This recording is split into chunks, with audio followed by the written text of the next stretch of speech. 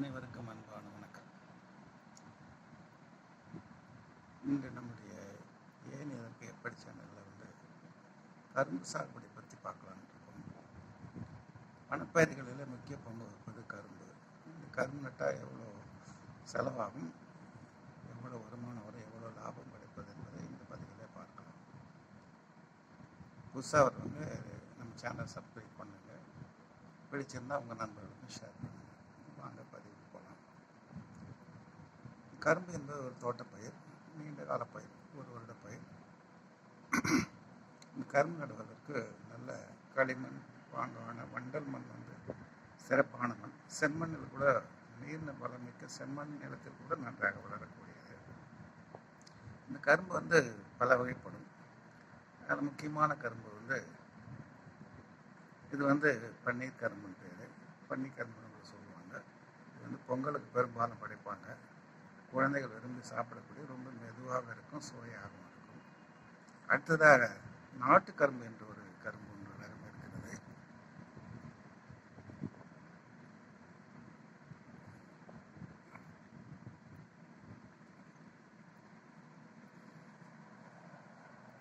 இது பார்த்தீங்கன்னா நாட்டு கரும்பு. நாட்டு கரும்பு வெல்லம் தயாரிக்கிறாங்கல்ல, அதுக்கு பயன்படுத்தக்கூடிய கரும்பு. இப்போ பார்த்தீங்கன்னா சர்க்கரையோட வெள்ளத்துக்கு தான் விலை அதிகமாக இருக்குது. சர்க்கரை 40 ரூபா கிலோ, வெல்லம் 80 ரூபா கிலோ. இந்த வெல்லம் தயாரிப்பதற்கு நடப்படும் நாட்டு ரகம். இதுவும் கொஞ்சம் மென்மையாக இருக்கும், சாறு அதிகமாக வரும் இந்த கரும்பு. அடுத்து சர்க்கரை தயாரிக்க பயன்படும் பச்சை கரும்பு. இது சர்க்கரை தயாரிக்க பயன்படும் பச்சை கரும்பு.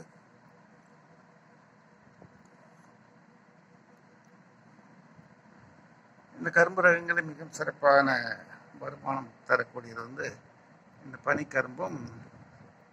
இப்போதான் 3 கரும்பும் நல்ல வருமானம் தரக்கூடியது தான். மற்ற நம்மளுடைய பராமரிப்பை பொறுத்து தான் இருக்குது. சரி, இந்த கரும்புகளை எவ்வாறு பயிரிடுவது, எவ்வாறு பாதுகாப்பது, எவ்வாறு சந்தைப்படுத்துவது என்ற 3 விஷயங்களும் விளக்கமாக பார்த்து கொள்ளலாம். முதல்ல அந்த பனிக்கரும்பு பார்த்தீங்கன்னா மதுரைக்கு தெற்கே உள்ள பகுதிகளில் தான் அதிகமாக விளையிறாங்க, வளர்ச்சி பண்ணுறாங்க. பொதுவாக அந்த முல்லை பெரியார் அணை பகுதியில் இருக்கிற ஒரு தேனி மாவட்ட பகுதியில் அதிகமாக நடவு செய்கிறாங்க. இந்த பராமரிப்பு ரொம்ப செலவு அதிகம். ஆனாலும் வருமானம் கூடுதலான வரும். ஒரு ஏக்கராக குறைஞ்சது 1 லட்ச ரூபாய் வரை இதுக்கு வருமானம் கிடைக்க வாய்ப்பு இருக்குது. ஆனால் இது பயிரிட விவசாயியை விட விற்பனை செய்யக்கூடிய வியாபாரிகளுக்கு தான் நல்ல லாபம். அது சீசன் வியாபாரம். பொங்கல் சீசனில் மட்டும் அதிகமான விலை போகும். பொங்கலுக்கெல்லாம் பார்த்தீங்கன்னா ஒரு கரும்பு குறைஞ்சது 50 ரூபாயிலிருந்து 75 ரூபாய் வரை விற்பனை ஆகுது. தோட்டத்திலேருந்து வாங்கும்போது ஒரு கரும்பு 10 ரூபாய் 15 ரூபாய்க்கு தான் வாங்குவாங்க. இந்த கரும்பு பயிரிட்டு, ஆனால் இது விசேஷமான கோயில்கள் நிறைந்த பகுதியில் பயிர் செய்வது ரொம்ப சிறப்பு. அடுத்து வெள்ளைக்கரும்பு. வெல்லம் தயாரிக்கக்கூடிய கரும்பு பார்த்தீங்கன்னா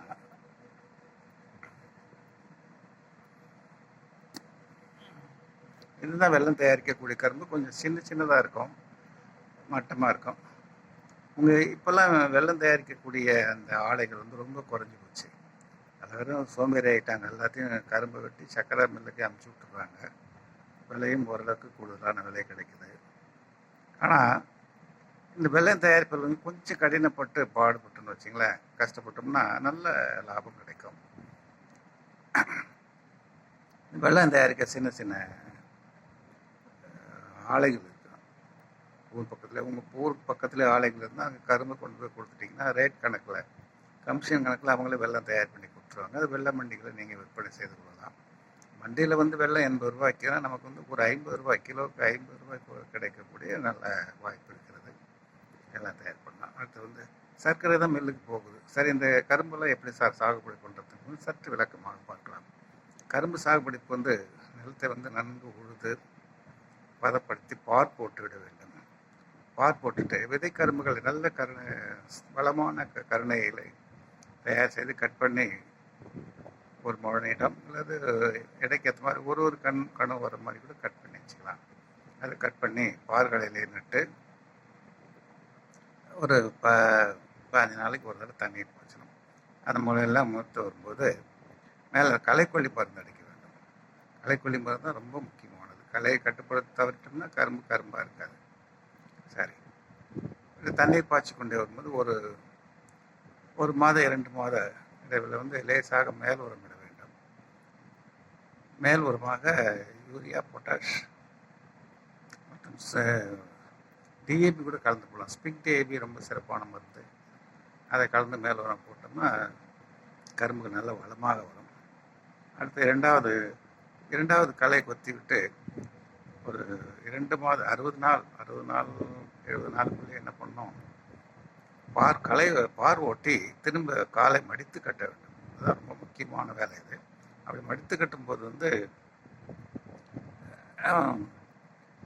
2வது மேல் உரம் இடலாம்.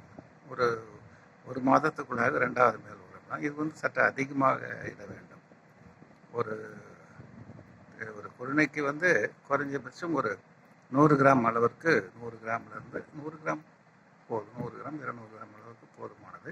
இப்போ வந்து வேப்பமுன்னாக்கம் கலந்து போட்டோம்னா ரொம்ப நல்லது. வேப்பநாக்கு போட்டோம்னா அந்த புழு அடிக்காமல் இருக்கும், கரையான் அடிக்காமல் இருக்கும். பார் மாற்றி விட்டு தண்ணீர் பாய்ச்சி கொண்டு இருக்க வேண்டும். இதில் வந்து கரும்பு பார்க்கக்கூடிய புழு வந்து இந்த தண்டு துளைப்பான் ஒன்று இருக்குது. அடுத்து வந்து சிறு கன்றுகளாக இருக்கும்போது குருத்து புழுன்னு ஒன்று இருக்கும். குருத்து புழு வந்து மழை பெஞ்சால் போயிடும். இல்லைன்னா அதுக்கு வந்து ஒரு எண்டோசல்ஃபான் மருந்து இருக்குது, அந்த மருந்து தெளிக்கலாம். குருத்து புழுக்கு வந்து அது குருத்து புழுக்கு நல்ல மழை பெஞ்சு அது போயிடும். அது ஒன்றும் பயப்பட தேவையில்லை. அடுத்து வந்து தண்டு துளைப்பான் தான் ரொம்ப கவனம் பார்க்கணும். தண்டு துளைப்பானுக்கு வந்து ஒரு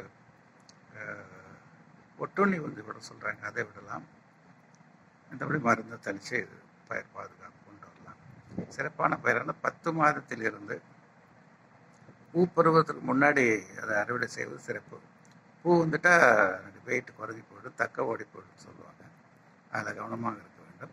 இப்போ ஆலைகளில் பதிவு செய்பவர்கள் வந்து முன்கூட்டியாக பதிவு செய்து வைத்திருந்து மிக சரியான நேரத்தில் வந்து அறுவடை செய்ய வேண்டும்.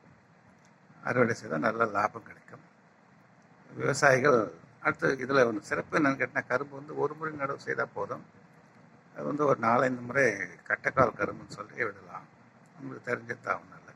கட்டைக்கால் கரும்பில் வந்து அதிகமான லாபம் பெறுவதற்கு நீங்கள் தொழு உரத்தோட மேல் உரம் இடும்போது அதை முதல் வெட்டி விட்டு அதை கொளுத்தலாம் நல்லது. கொளுத்தாத வந்து இந்த கோகைகளை வந்து ஒரு மிஷின் கொண்டு தோகைகளை தூள் செய்து போட்டு பழக்கலாம், ரொம்ப நல்லாயிருக்கும்.